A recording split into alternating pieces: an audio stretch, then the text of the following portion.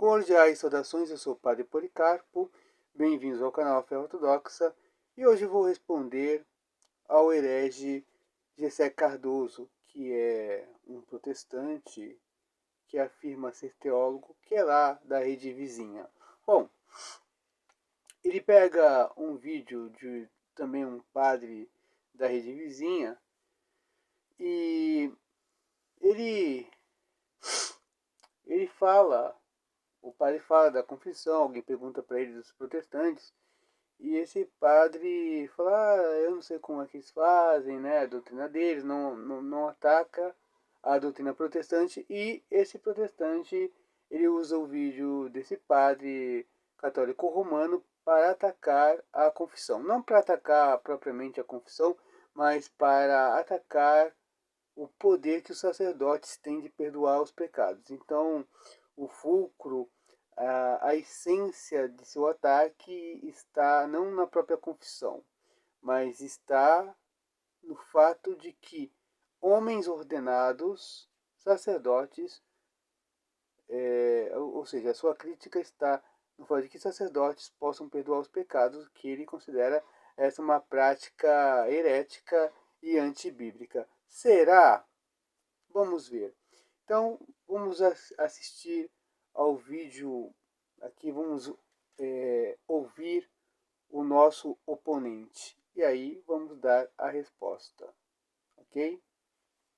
Se protestantes não se confessam, como os católicos, como pedem perdão? Jesus aceita igual? Muito massa a sua pergunta, não sei. Olha, uma coisa é a doutrina dos protestantes, né? Uma coisa é o que eles acreditam, é a doutrina deles. Então, não tem o que falar da doutrina deles. Agora, para nós católicos, sim. A igreja católica, a partir da palavra de Deus, do Evangelho de São João, é assim, a gente tem que se confessar. Jesus diz lá, né? Recebei o Espírito Santo. A quem vocês perdoarem os pecados, eles serão perdoados. A quem vocês não perdoarem, eles não serão perdoados. Então, para nós católicos é assim, é se confessando. Pedindo ao padre, ao bispo, quero me confessar. Quanto aos protestantes, não sei. A confissão auricular, onde o fiel confessa os seus pecados a um padre, não existia na igreja primitiva, na igreja apostólica, enfim. Essa prática só surgiu séculos depois e se tornou obrigatória em 1215 pelo Papa Inocêncio III. Ou seja, é puramente tradição humana e não há um mandamento de Deus, uma normativa do Novo Testamento para essa prática. Pois bem, vocês ouviram aí o que o teólogo protestante disse. Ele disse que essa prática é uma prática antibíblica, né, da Igreja Romana, que a confissão auricular não existia nos primeiros séculos e que isso foi uma invenção da Igreja Romana, foi tardia, e que essa obrigação foi posta lá em 1215 por Inocêncio III e blá blá blá, blá blá blá, enfim. Bom, ele pode dizer de fato que a confissão auricular nos primeiros séculos, ou ali no início do cristianismo, no século I e II, não existia a confissão auricular. Ele pode dizer isso porque, pelos documentos da igreja, os documentos antigos, existia uma confissão pública, existia sim a penitência. O que o Gessé não pode dizer, o que ele não pode provar, é o seguinte: ele não pode provar que não existia absolvição. Ele não pode dizer que os bispos não absolviam os pecados. Ou seja, no século I e II, as confissões eram públicas. Então, quando alguém cometia pecados gravíssimos, quando alguém cometia adultério depois do batismo, quando essa pessoa cometesse algo grave como homicídio, adoração aos deuses durante a perseguição e a pessoa que ia voltar, ela tinha que fazer uma penitência pública, tinha que confessar diante da comunidade que estava arrependida. Mas quem perdoava os pecados, quem ligava aquela pessoa de volta à igreja, ao corpo de Cristo, como está no Evangelho em Mateus 18, né, no Mateus 18, que Cristo dá a chave aos bispos, quem ligava essa pessoa à igreja de volta era o bispo. quem perdoava, quem absolvia era o bispo. Então a absolvição sempre existiu, tá? Na igreja. Então não foi uma invenção, sempre existiu. Se o Gessé diz que a confissão auricular não existia ali logo no início, ele pode ter razão, mas a absolvição dos pecados e a confissão pública, o arrependimento, porque não bastava o arrependimento, tinha que receber a absolvição. E quem dava a absolvição, quem dava o perdão dos pecados, quem ligava a pessoa à igreja, era o bispo. Tá? Era o bispo. Ou alguém delegado pelo bispo, no caso, que é o presbítero. Mas quem permitia esse acesso à volta à igreja, quem perdoava os pecados, quem absolvia, era o bispo. Isso é um fato incontestável. E aí o pastor, ou não sei se é pastor ou não, o teólogo protestante pode bater os pés, pode chorar, porque a história confirma, a história primitiva da igreja confirma que era assim que funcionava. Ou seja, sempre houve a absolvição dos pecados, sempre houve a confissão. A confissão depois se tornou auricular. Lá pelo século V, 4, 5 virou auricular, mas antes era confissão pública. Então, quando alguém cometia pecados gravíssimos, a pessoa ia se confessar, pedir perdão, fazer penitência, até que os bispos readmitissem a sua volta à igreja e que essas pessoas pudessem voltar a receber o corpo e o sangue de Jesus Cristo na Eucaristia. É assim. Ponto. A Bíblia ensina que só Deus pode perdoar pecados. 1 João capítulo 1, versículo 9 diz: se confessarmos os nossos pecados, Ele é fiel e justo para nos perdoar. Confessar diante de Jesus. Ainda mais em 1 Timóteo capítulo 2, versículo 5, a Bíblia declara que Jesus é o único mediador entre Deus e os homens. Nenhum padre, nenhum pastor, ninguém pode ocupar esse lugar. Para desmerecer a absolvição,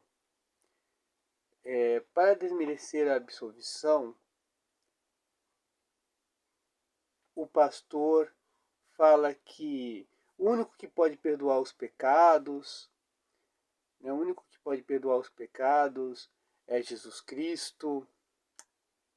E ele cita a carta de João, né? Se confessarmos nossos pecados, ele é fiel e justo para nos perdoar. E ele cita também a primeira epístola a Timóteo, capítulo 2, versículo 5, que não existe outro mediador, né? Que Jesus Cristo é o único mediador entre Deus e os homens.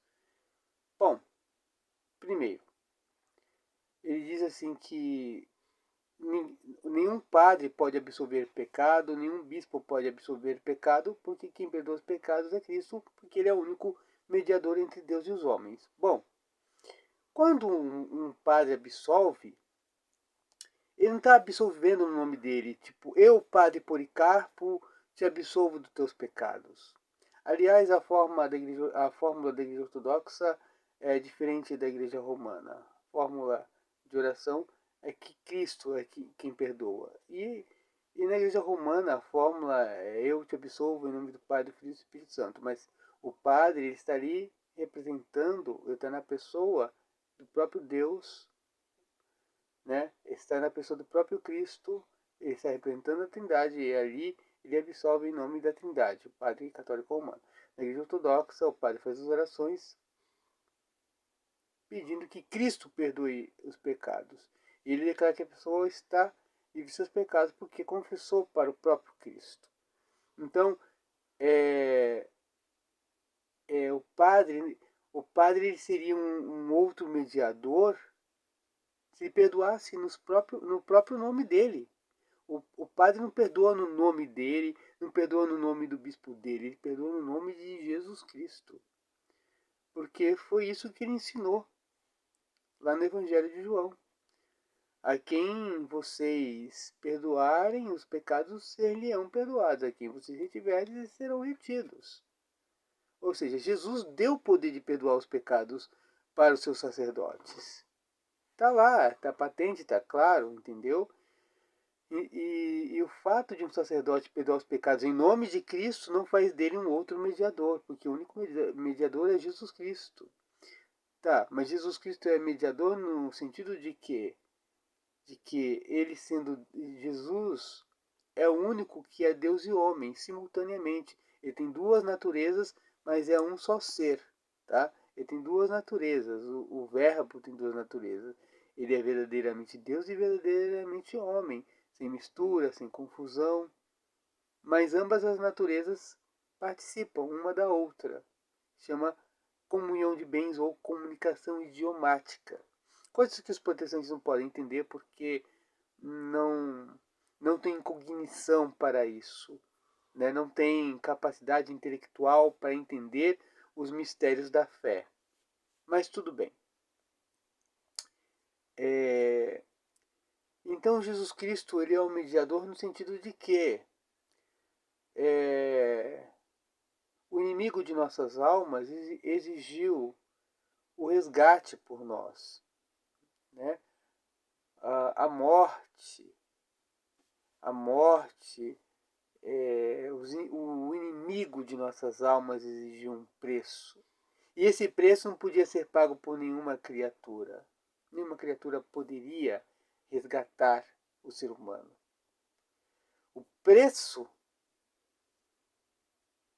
foi o derramamento do sangue do Cristo, o sofrimento de Cristo. Então, o nosso resgate da morte, da separação eterna de Deus, a destruição de nossos pecados, o resgate pelo qual nós fomos comprados,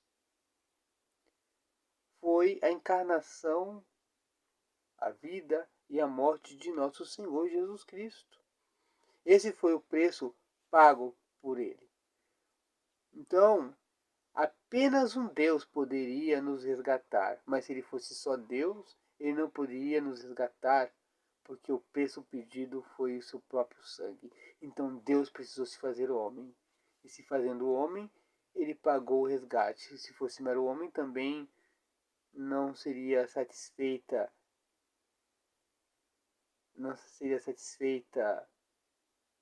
a vontade daquele que nos odeia para que fôssemos resgatados. Apenas o sangue de Cristo nos resgatou. E nos resgatou destruindo nossos egoísmos, nossos pecados e tal. Porque nós éramos escravos dos nossos pecados, da morte e do inimigo de nossas almas. Se não fosse o próprio Deus se encarnar, nós não teríamos essa redenção. Então, Jesus Cristo ele é o único mediador entre Deus e os homens, no sentido de que o homem não poderia chegar a Deus porque ele não teria forças para isso. Deus sempre esteve aberto para o homem, mas o homem é que não quis.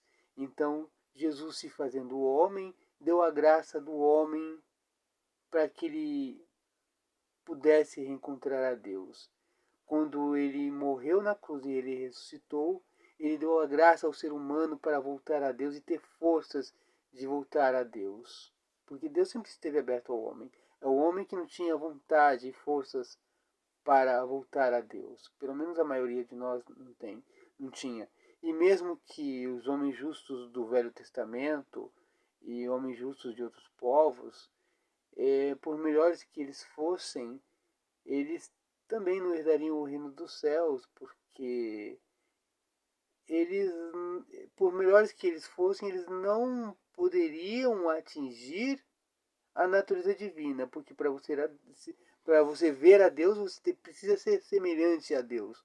E é por isso que Deus se fez homem, para que o homem pudesse ser Deus. É nesse sentido que Jesus é o mediador entre Deus e os homens, porque somente um Deus feito homem poderia fazer com que o homem pudesse ser Deus, participando da natureza divina por meio das energias incriadas. E nós vamos aí para o próximo tópico do pastor. Ainda mais o catolicismo usa o texto que ele citou, né, de João, capítulo 20, versículo 23, que diz: a quem perdoares os pecados, lhes serão perdoados. e quem reter será retido, né? Mas isso não significa que os apóstolos, ou padres, ou pastores, seja quem for, têm poder de perdoar pecados. Isso não significa que os apóstolos, ou padres, ou pastores, seja quem for, têm poder de perdoar pecados. O sentido é que, ao pregar o evangelho, quem crê na mensagem recebe o perdão e quem rejeita permanece em estado de condenação. Essa é a exegese do texto. A autoridade não é para absolver, a autoridade é para anunciar a palavra. O pastor, como vocês acabaram de ver, ele dá um tom diferente. Assim, os protestantes falam de sola escritura, mas quando as escrituras são claras, são patentes e que elas não precisam de interpretação, quando são claras e evidentes, os pastores negam a claridade e a evidência da própria escritura. O texto de João que fala: a quem vocês perdoarem os pecados serão perdoados, a quem vocês retiverem serão retidos, é um texto claríssimo. Jesus mandou os apóstolos perdoarem os pecados. O texto está claro, não requer interpretação. É um texto autoevidente. Mas o pastor que fala da Bíblia, porque a igreja romana não segue a Bíblia, porque a Bíblia é a autoridade, ele mesmo nega o texto, não qualquer texto da Bíblia, mas ele nega a parte mais importante da Bíblia, que é o Evangelho. E o Evangelho é a palavra de Jesus, que é o Deus encarnado. Ele nega as palavras do Cristo. Ele nega a parte mais importante da Bíblia, que são as palavras do próprio Cristo. Ele diz que o Cristo disse não foi aquilo que ele disse, fazendo Jesus se passar por um idiota ou por um mentiroso. Mas aí, quem faz Jesus passar por um idiota ou um mentiroso é o pastor. Ele que leve a culpa por fazer de Jesus um idiota ou um mentiroso. Isso é uma blasfêmia. Blasfêmia do pastor. Mas, se ele é um ignorante, que Jesus o perdoa. Se ele não sabe o que faz, Jesus o perdoe. Né? Devemos rezar por esse pastor para que ele seja iluminado. Rezo para que esse pastor não saiba o que ele está fazendo. Bom, então ele dá uma interpretação enviesada. Ele diz que o que está ali no texto que ele cita, né, João, o que é perdoar os pecados, não é bem assim. Perdoar os pecados é anunciar o Evangelho, porque quem crê no anúncio do Evangelho vai ser perdoado, e quem não crê no Evangelho não vai ser perdoado. Não foi isso que Jesus falou. Não foi isso. Que quem crer vai ser perdoado. Não foi isso. Ele falou: recebei o Espírito Santo. A quem vocês perdoarem os pecados. Ele falou: a quem vocês anunciarem o Evangelho terão os pecados perdoados. Ele disse em outras partes do Evangelho, para anunciar o Evangelho, quem crê será salvo. Quem não crê já está condenado. Mas não é isso. Nesse texto específico, ele está falando de perdão de pecados. E ele disse que a interpretação é essa. Quer dizer, quando a interpretação é clara e evidente, ele inventa uma outra explicação, que é a explicação dele, e essa explicação dele ele quer se passar como se fosse a Bíblia, como se fosse a palavra de Deus, como se fosse a palavra de Cristo. Mas não, é apenas a palavra do pastor Gessé. E, para arrematar, vamos arrematar com os textos antigos. O que a igreja primitiva realmente pensava desses textos? O que a igreja primitiva pensava do ato de receber as chaves, de ligar e desligar? O que a igreja cristã primitiva pensava do texto de João? A quem vocês perdoarem os pecados serão perdoados, a quem vocês retiverem serão retidos. O que a igreja primitiva pensava sobre esses textos? Qual era a interpretação? Era a mesma interpretação do pastor Gessé? Vejamos o que dizem os antigos. E vou pegar o livro do protestante, tá? Que o pastor Gessé deveria comprar, não sei se ele tem. Se ele não tem, que ele adquira o dicionário de crenças dos cristãos primitivos, tá? É um dicionário protestante, tá? De uma editora protestante, feita por um protestante, que é o David Berkowitz. Então vamos ver aqui, o David Berkowitz ele cita aqui os padres antenicenos no seu dicionário. Então vamos ver aqui no dicionário a palavra absolvição, tá?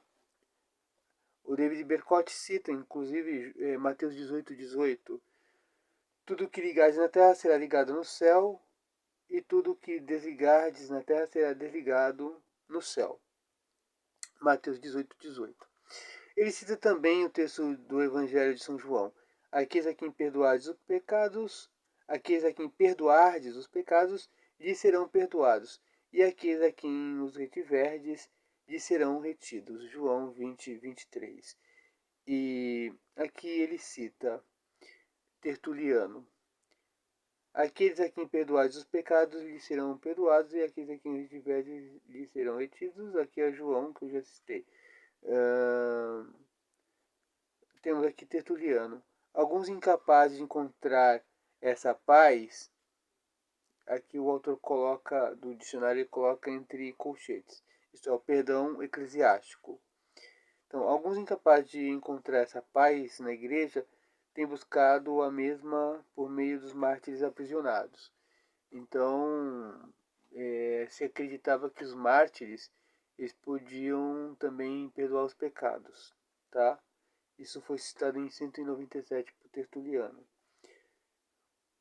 Tertuliano ainda, o que é melhor, ser condenado em secreto ou absolvido em público?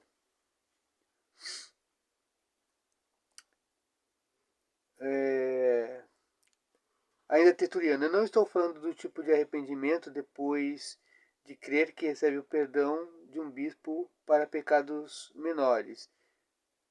Para pecados maiores e irremissíveis, o perdão vem apenas de Deus. Então, o Tertuliano está confessando no ano 212 que os bispos podiam perdoar certos pecados, eles tinham esse poder, tá? E Tertuliano escreveu isso no ano 212. Ou seja, ele é um padre anteniceno. Constantino nem sonhava em existir aqui. Nem sonhava em existir. Tá? Então, aqui é a era dos mártires ainda. Bom, tem aqui os testemunhos também de São Cipriano, tá?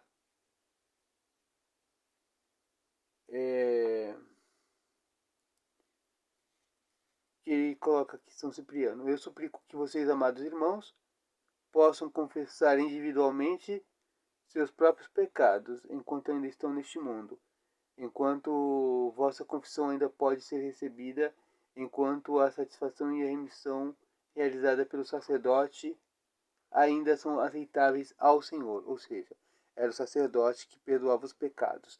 São Cipriano escreveu isso por volta do ano 250, tá?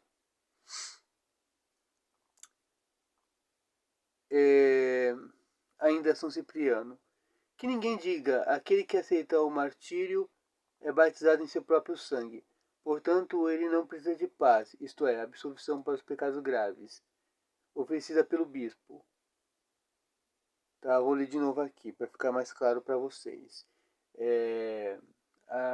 Quando falar de paz, é o perdão dos pecados, tá?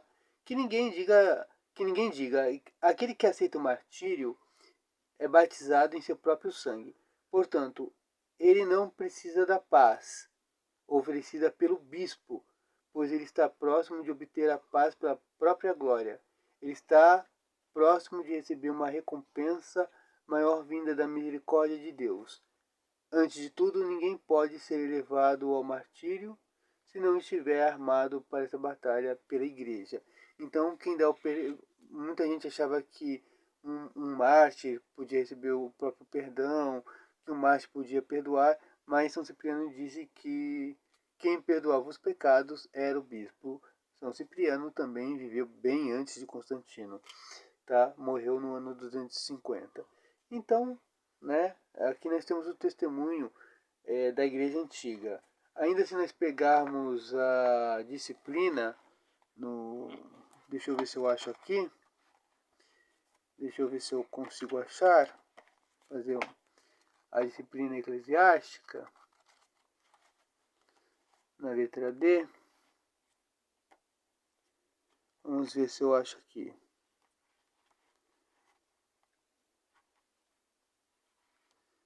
Na disciplina. Bom. Ó, a disciplina da igreja.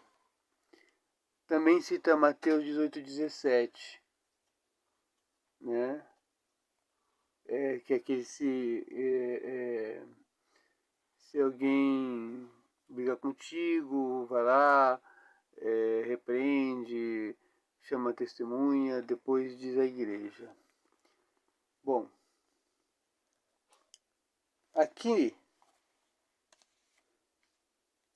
temos o testemunho de Inácio. Portanto, é adequado que vocês mantenham a distância de tais pessoas, os hereges.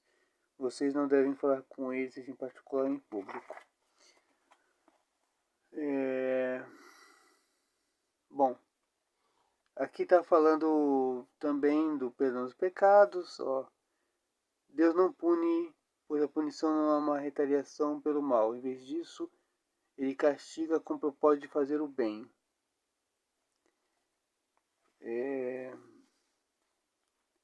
Aqui temos o testemunho de Caio.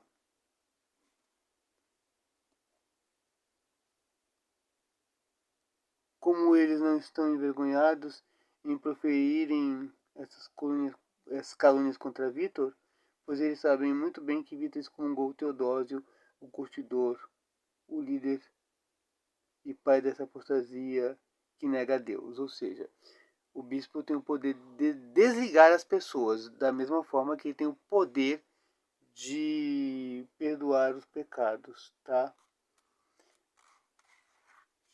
E aqui tem muitos textos, né? Não vou me alongar muito. Mas, se o fulcro, se a intenção, né? Se a intenção do pastor, se o objetivo foi querer destruir a absolvição, ele errou. Porque toda igreja entendia, toda igreja antiga, a igreja dos mártires, a igreja dos primeiros cristãos, sempre entendeu que o ato de Jesus soprar sobre os apóstolos e dizer que eles podiam perdoar os pecados ou reter os pecados é realmente que os bispos sucessores dos apóstolos tinham esse poder de perdoar os pecados. E depois, esse poder, os bispos delegaram aos sacerdotes. Então, os sacerdotes presbíteros são os delegados dos bispos. Eles podem perdoar porque os bispos deram esse poder, que foi recebido do próprio Cristo. Então, a igreja antiga sempre entendeu assim. Então, não foi uma invenção. Isso é a interpretação da igreja. A igreja interpretou as palavras de Cristo literalmente. Diferente do pastor que fez uma exegese que não tem nada a ver, e sim ele que tenha uma interpretação pagã, ele que quer diminuir Jesus Cristo e blasfema contra o santo nome de nosso Salvador. Além do testemunho dos padres da igreja, é preciso dizer que uma igreja protestante, a igreja luterana, tá? A igreja que deu a origem a todas as facções protestantes hoje existentes, a igreja luterana,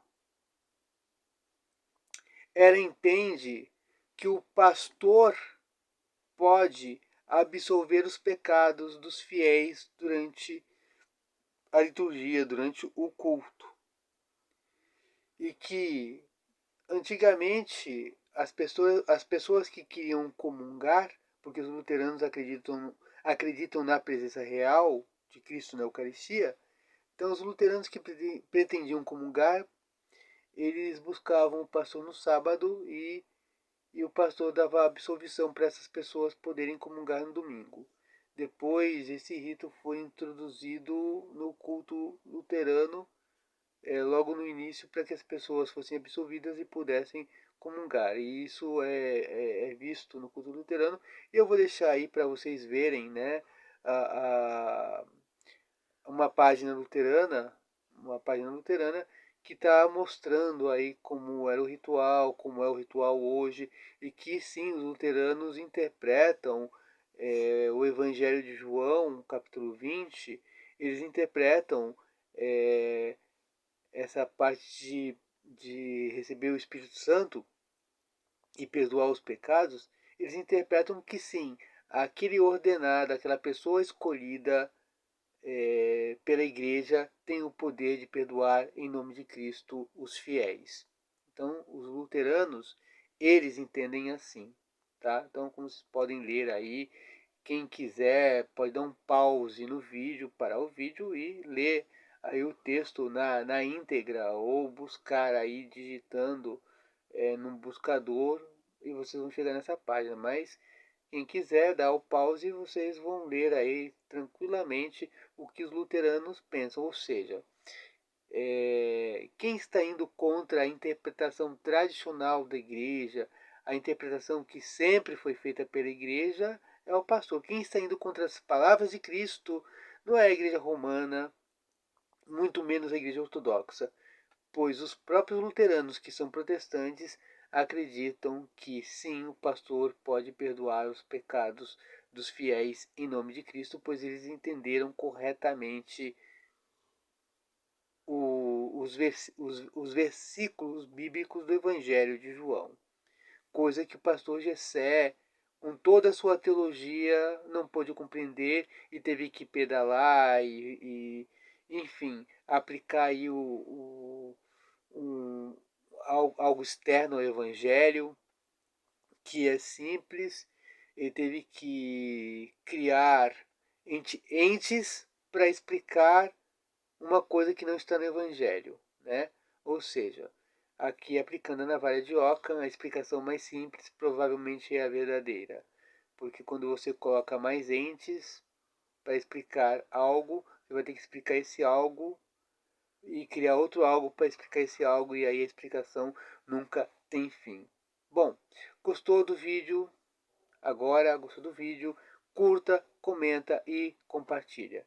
E que nosso Senhor Jesus Cristo possa guardar a cada um de vocês, se lembrar de cada um de vocês seu reino.